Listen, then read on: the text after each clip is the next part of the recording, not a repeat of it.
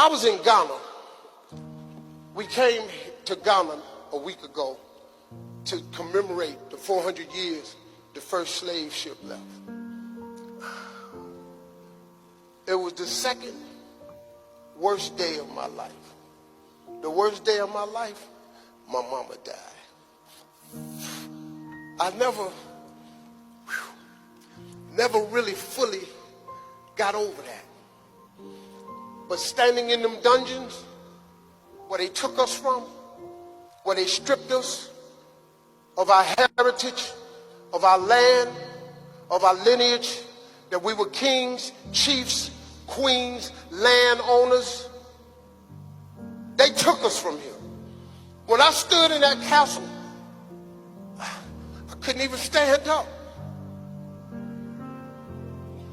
See, for us to come to Africa, you don't know. See, you live here. You've been home your whole life. You here. When we come here, it's like coming home to a place you've never been. That's what African Americans feel when we come here. I don't know who, but when I stood in that slave dungeon, one of my ancestors was there. He climbed on.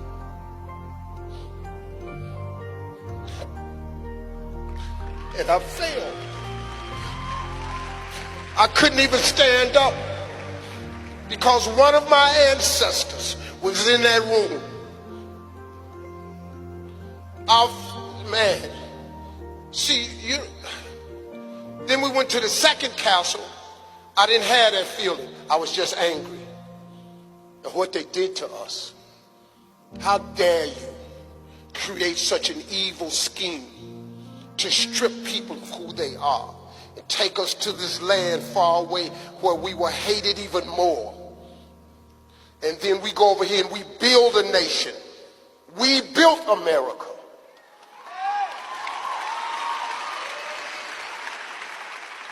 There are families today in America still benefiting from the billions of dollars from the slave trade. They opened up canneries, tobacco fields, they opened up ketchup companies, they opened up dealerships with the money that their ancestors made off of slavery. And this country still benefits. The great America, which I was born in, still benefits from the slave trade. This atrocity lasted 400 years. 400 years. Some of us, African Americans, are the first ones to ever set foot of where we from. You and I are the same. When I'm walking around Botswana, I ain't no stranger. Y'all mine, I'm yours.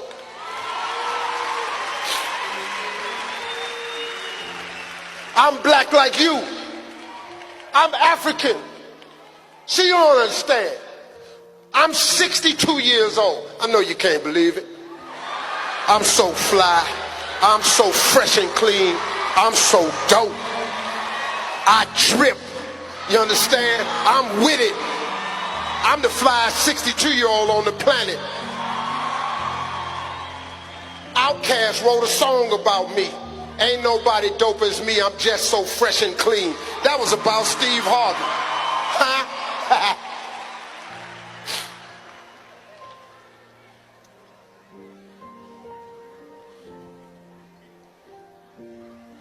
I've been around long enough. I was born in 1957 when we was niggas. I lived until they started calling us colored. I lived until they called us Negroes. I lived until they called us black. And we finally understood that we Africans. So now in America, you have to identify us as African Americans. I've been through the whole gamut. You can't tell me nothing about this here. You know how hard we fought to identify with you. So we got to start embracing one another. We need to come here and feel you. We need to come here and embellish you. We need to come here and teach you what we learned. Now, America's a land of opportunity if you want it, but it has its problems for us. When we get pulled over by the police, we can get killed. Slavery over, apartheid over, the residue is still there. We go into a store with a hoodie on, we walk down the street with a hoodie on, Trayvon Martin, they kill us, they get off, they go home. The man selling cigarettes in New York, police chokes him to death, kills him, he go back to work. Philippe up in Minnesota, stopped by the police on Facebook Live. Watch him shoot the black man. The girl said, "Why did you shoot him?" He said, "I don't know." He free. The police that beat Rodney King to death, to a pulp, they free. Huh? That's why we say, hold up. African American. And as successful as I've been over there, as wonderful as I've created life for my family, I want nothing more than to come home.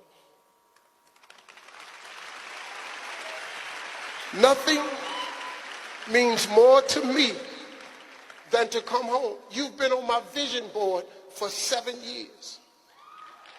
Africa has been on my vision board